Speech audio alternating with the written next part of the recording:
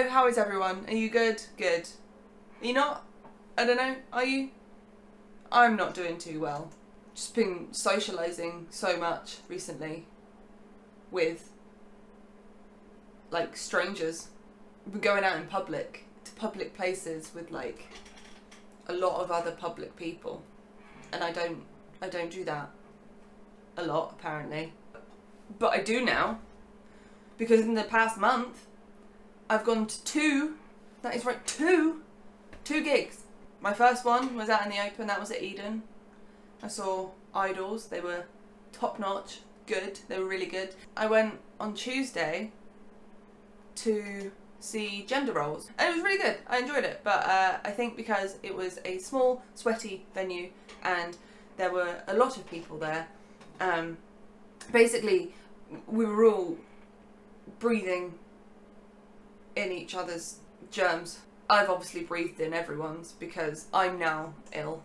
Do you want to hear about the case? Before we start, I will quickly say that my upload schedule is going to be every 2 weeks. If you don't follow me on Instagram, you won't know. If you don't follow me on Twitter, I don't think I even posted it there. But if you want to follow me on like any other socials, the links are always in the description. So I've decided to do a video once every 2 weeks, and each week we will kind of switch what we do. So last week I did true crime on a Tuesday, and then this week on a Tuesday we're going to do supernatural, but I would normally upload this on a Sunday. Because I'm doing one every 2 weeks, we're just going to call it Supernatural Tuesday. In a way though, the case I'm going to talk to you guys about is it's kind of got a mixture of both supernatural and true crime, so I guess we could kind of call it True Crime Tuesday today, but it's also kind of a supernatural one. You'll see what I mean when I get into it, but, right, it's a good one. I'm not going to use that word that I used in last time's video. Doozy. I haven't used that word since I said it in the video. Hasn't got a twist ending, like the last one though. There's no sudden David Attenborough gonna come in. So I'm gonna talk to you guys about a supernatural case, but it has a bit of a true crime twist, and it's the case of Michael Taylor. 1974 was a year when demonic possession and exorcisms and murder would be plastered all over the UK headlines. Now, exorcisms are quite rarely heard of in media, especially later on down the line, like now. When was the last time you heard of an exorcism happening, huh? Probably not yesterday, and probably not today. In 1974 though, a particular exorcism and the events that followed afterwards would be forever remembered. This is the case of Michael Taylor. Michael Taylor worked as a butcher, and he lived with his wife Christine and his 5 children. They also had a little poodle. Oh. Michael and his wife Christine and their 5 children, plus the dog, lived in a town called Ossett in West Yorkshire. So Michael Taylor and his family were described as being quite normal, quite kind. Michael himself was described as being quite mild-mannered. He was quite a nice guy, you know, nothing out of the ordinary about the family, and especially about Michael. But he was subject to quite severe bouts of depression that would come around after a work accident that he had. At the time as well, Britain was going through a really bad recession, which meant that jobs were really few and far between. They were really unlikely for you to get a job during this time. So that didn't help Michael at all. Ossett was known for being super religious, and the majority of the people would attend church, apart from the Taylor family. Michael's friends and friends of the family realised that Michael was really struggling with his depression, so they decided to try and convince him to go to a local Christianity group. The friends did also attend this same group, so they kind of knew what they were trying to get Michael to go to. They knew that he wasn't religious, but Michael and Christine thought, you know, there's nothing to really lose, so they decided to attend. The couple started attending the Gorba Christian Fellowship group, and they became regulars. After their first session, they seemed to really enjoy it. The Christian group were focused more on the spirituality side of Christianity and religion, and they liked to have their members keep an open mind about things. You were never really forced to conform to one person's way of thinking. So Michael and Christine started going to the group, and they would regularly attend, and they were getting involved in everything, but Michael seemed to be going for a different reason. He really started to become more and more interested in the group, and more importantly, the group's leader, Marie Robinson. And it wasn't long before Michael and Marie started spending a lot of time together. They started to go to exorcisms together, where they would cast people's sins out, and then they would speak in tongues to one another, and they would sit across from each other at the table for hours on end and make crosses at each other. And it was also said that Michael had an intense fear of the moon. To help Michael get over his fear of the moon, his huge fear of the big boulder in the sky, Marie stayed with him all night and really tried to help him. The thing is, even though Michael was attending this group and the friends thought it would help, Michael's mental health started to really deteriorate the more time he spent going to this group. His growing relationship with Marie, that didn't really go unnoticed by his wife either. Christine started to notice that something was going on. At a group meeting, Christine decided to confront Michael and Marie about their relationship to see really what was going on, as she really suspected that Michael was cheating on her. Michael and Marie flat out said that nothing of that nature was going on. They were just friends, and there was no sexual relationship at all. But this is when things start to go from bad to worse. There have been different reports at this part that I got a little confused about. There were some reports that said that Marie said that Christine and Michael should stay in the room and talk, or Christine said Marie and Michael should talk, and then Michael tried to kiss Marie and Marie was like, no. Either way, the events that happened afterwards, it changed the dynamic of the group. Michael suddenly lunged at Marie. He was attacking her physically, he was attacking her verbally, and it took many members of this group to force him off of Marie. Marie at the time didn't know what to do. She was screaming, she was crying for help. Marie at the time said that Michael's face completely changed and he became completely unrecognisable. She said that she felt like she was on the verge of death and that she could have died, which is when she started to think, I need to chant Jesus' name in order to save myself. Marie believes that that was the only thing that stopped Michael from killing her that night. The following day, Marie visited Michael and Christine at their home. She wanted to tell Michael that he was forgiven for the outburst and the attack. She even wanted to grant him absolution, which is basically, should we ask Siri again? Should we do that? Hey Siri, what does absolution mean? Absolution means formal release from guilt, obligation, or punishment. There's our learning for the day. Because once again, in my notes, I didn't write down what it meant. I kind of knew what it meant, but it's one of those things where I just want to get it right. Don't want to be giving you guys false information here. Anyway, Marie wanted to grant him absolution and basically say, I forgive you for what you've done, it's fine. Michael just flat out did not remember what happened that day. He said he doesn't remember attacking her. He doesn't remember anything from that group meeting. Michael unfortunately continued to spiral downhill, with his behaviour being more erratic and scary and just not normal. It started to spread around the town, and obviously if you live in a small town you know how quick things can, news can travel, and this really got around.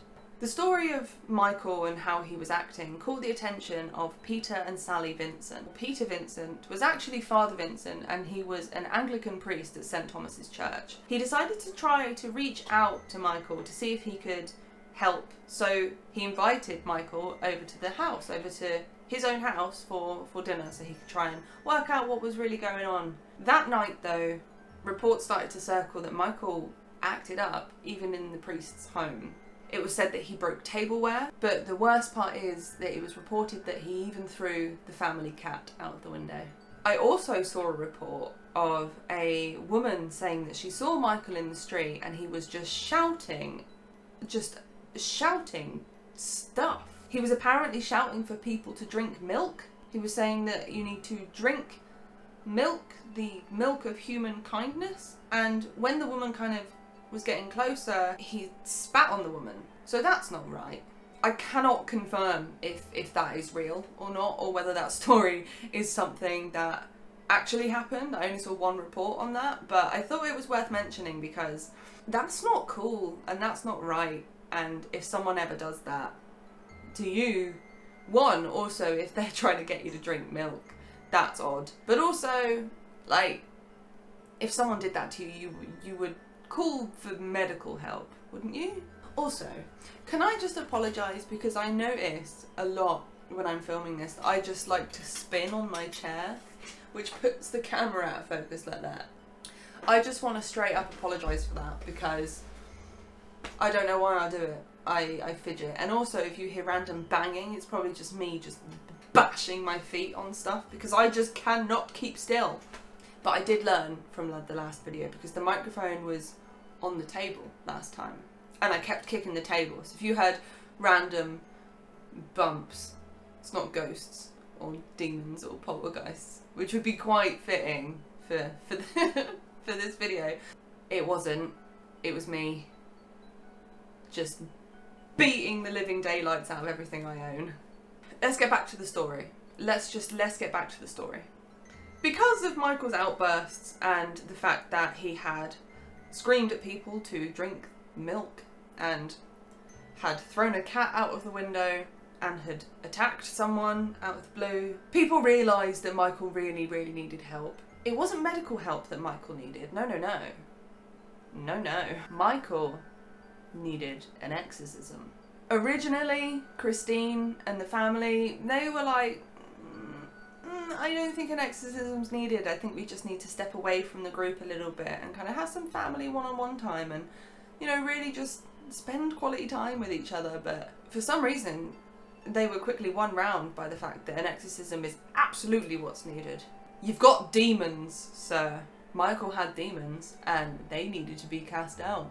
And on the 5th of October in 1974, two priests by the name of Father Vincent, yes, that Father Vincent that I mentioned a minute ago, and Reverend Raymond Smith, they exorcised Michael in Gorba Church. The exorcism wasn't exactly a good one.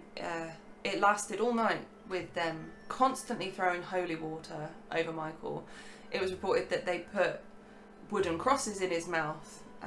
They burnt his crucifix in front of him because they said that it was tainted. He was forced to confess to sins that he didn't do. He was subjected to physical and verbal abuse. But during this time, they said that they had cast out over 40 demons. Michael was home to 40 demons. The demons that they cast out were ones including incest, blasphemy, bestiality, all of the really horrible things that you can think of in this life that are like things that you wish never existed. That it was most likely in Michael, you know. Michael during the exorcism was showing clear signs of possession, and these signs were things like spitting and biting and scratching and causing harm, so they tied him down to stop him from doing harm to other people but also from doing harm to himself. They exorcised him all night and it got to about 7 a.m. the next day and they were like, we need a break, this is a lot, we need a break.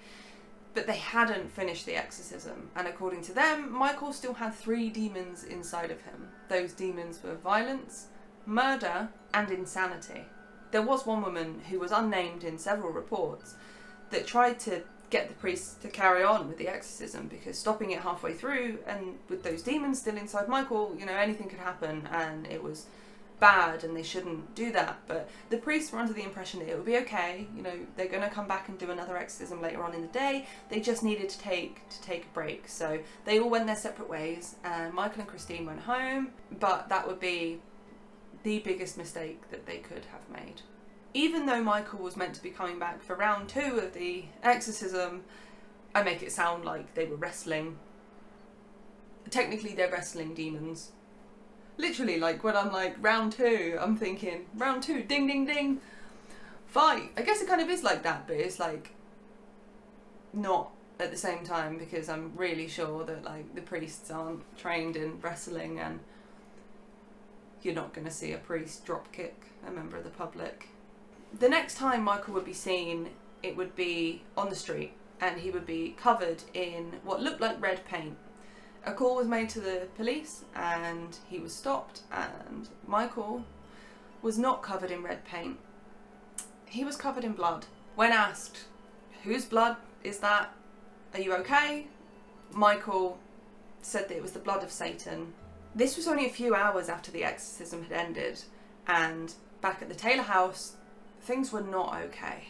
The police had gone into the Taylor's house to find his wife, Christine, brutally beaten. Michael had gouged out her eyes. Her face was practically torn off. There was blood and flesh everywhere. It was also said that Michael had pretty much done the same to the family dog. The kids at the time were out at the grandparents' house, so they were absolutely fine. No harm came to them. The weirdest part is that there was no weapon. Michael had done all of this with his bare hands. So they arrested Michael and charged him with the murder of Christine. During questioning, Michael said, and I quote, "They primed me for it. They tried to bring me peace of mind, but instead filled it with the devil." Michael has never given motive for the murder of his wife Christine. But also, if you remember when he attacked Marie, he said that he didn't remember it. And he said the same thing about this. He said he had absolutely no memory of what he did or what happened. He had no idea. He also said during questioning that he just felt this intense need, and he felt compelled just to kill anything living in that house. When asked how he felt after the events of what happened, he said, "Released. I am released. The evil in her has been destroyed." Following Michael's arrest and attack, people were outraged at the fact that an exorcism had even been granted, and they really called for restrictions and rules to be put in place for exorcisms going forward. As I said before, Ossett was it might still be, a really, really religious town, so this caused havoc. The Bishop of Wakefield said that the exorcism was completely unwise. And the Archbishop of Canterbury even got involved and said that he condemned Father Vincent's approach to Michael's clear troubles. Father Vincent, though, has never admitted any wrongdoing in this at all. He's always stated that he did what he thought was best for Michael. When he was asked about the events and anything following what had happened, Father Vincent would say God would bring out good in his own way. Reverend Smith, however, did say that he said to Christine that she really should seek out medical help for Michael. But Christine was convinced that that would not do him any good and it would make things worse. The Anglican Church had obviously heard about the events of what had happened, and they did say that they don't believe that exorcisms are necessarily harmful, and they can be good in some cases, but in every exorcism you need to cast out all the demons. You cannot just randomly be like, "Tea break, I need a cup of tea, this is a lot." You know, you can't do that. If you're going to do an exorcism, they said you need to cast out all the demons. You cannot leave an exorcism unfinished. It's dangerous. They think that if Michael's exorcism had been done and finished completely, then the events that happened afterwards wouldn't have happened, and Michael would be okay and Christine would be here today. So obviously all of this went to trial. Michael said that he thought that his wife was possessed, which is why he killed her. He thought that she was possessed with the devil, which is why he said what he said before about the evils being cast out. But he also said some things about Marie Robinson, which raised a few questions, a few eyebrows. At his trial, he claimed that Marie Robinson seduced him with her eyes. He said, and I quote, "I can still see those eyes. I saw her standing naked before me, and I was naked.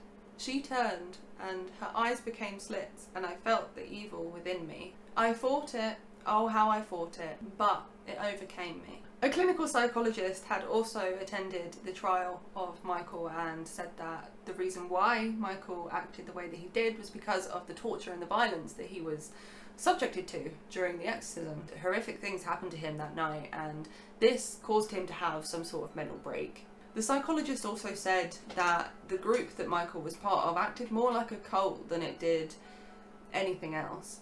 All of this kind of tied in together, and they thought that the exorcism was just something that pushed Michael straight over the edge, and he broke.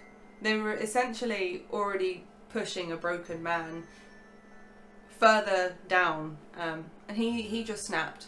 None of the priests or the members of the church were charged with any part of Christine's murder at all. A barrister during the trial actually made a statement that placed the blame for Michael's behaviour and Christine's murder solely on members of the church. They said, and I quote, "We submit that Taylor was merely a cipher. The real guilt lies elsewhere. Religion is the key." At the end of the trial, Michael was found not guilty by reasons of insanity. He was sent to Broadmoor Hospital for treatment, which is quite a famous hospital in the UK, because it's... is it still open? I don't know if people still get sent there. Hey Siri. Is Broadmoor still open? I can help you find a place if you turn on location Oh services. no, I don't want to go there! Yes. Broadmoor is still there. It's a psychiatric hospital. It's still open. I, for some reason, thought that it had been shut down. It's still open. It's still there. Either way, Michael wasn't there for very long. He was at Broadmoor Hospital for 2 years for treatment before he got transferred to a secure unit at Bradford, where he spent a further 2 years. And then he was released back into society. After his release from hospital, he tried to commit suicide multiple times. Because of his suicide attempts, he severely injured his legs and his back. This was the last time that he was heard from. For a while. 2005 rolled around, so it's quite a long time after Michael had been released. But Michael popped up in the news again. This time he was arrested for sexual assault. Reportedly, he was showing the same signs and behaviour patterns that he was showing when he murdered his wife, Christine. But these apparently just seemed to disappear when he was released on bail. But again, during the trial, the behaviour that he was showing before, it just all seemed to come out again. During the trial, he pled guilty to 2 counts of sexual assault, and he was sentenced to 3 years community service. He also had to go and get more psychiatric help, but it wasn't as like an inpatient treatment. No. It was an outpatient treatment program. So he was allowed to be part of society, even though he'd committed murder in the past, and now he had assaulted a minor. He was just allowed back into society as long as he attended treatment and did his community service. Our justice system, honestly, confuses me horrendously. A little bit more detail about the exorcism that I should mention. According to some reports, the wife of Father Vincent, Sally Vincent, was the one that really pushed for the exorcism of Michael. She apparently had some sort of fascination with exorcisms and possession and demons. So she really pushed for this exorcism to go ahead. This information came from a boyfriend of the Vincent's daughter. So he actually went onto a podcast, which I'll link down below, which said, it was actually Sally that really pushed for this. End of this story is that Michael's still roaming about. Demons, 40 of them. When you exorcise someone, where do the demons go? Do they just leave? Out the door? What if it's like Luigi's Mansion? Imagine if that was how you did ghost hunting. Go in with a ghost hoover. Sucking up all the ghosts. Maybe when you have an exorcism, right, and you have this exorcism, the demons are cast out, right? Maybe it is a little bit of a hoover type thing, but you don't see the hoover or hear it, you just kind of the demons just kind of just I'm in a hoover. Anyway, I've been sat on my foot for an hour. So I hope you enjoyed. Don't forget to subscribe, comment your thought. My thoughts on this are, I think, very, very clear and very apparent. I do believe in the supernatural, and I do believe in ghosts, and I do believe in all of this, but when it comes to possession and it comes to things like this, there's a part of me that goes, really? Let me know your thoughts down below. Sorry there's no David Attenborough in this one. It's just the way it is. He's got no part in this, unfortunately. He was probably out saving the rainforests and stuff, like he normally does. So anyway, let me know your thoughts. Don't forget to subscribe, like, comment, all of that. My other socials are down below if you wanna go to that at any point. I'm always hanging out over on Instagram. I don't know why.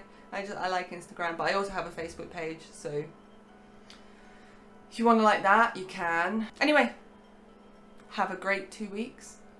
I'll see you on the flip side. Be safe. Take care. If you're not safe, why? Bye!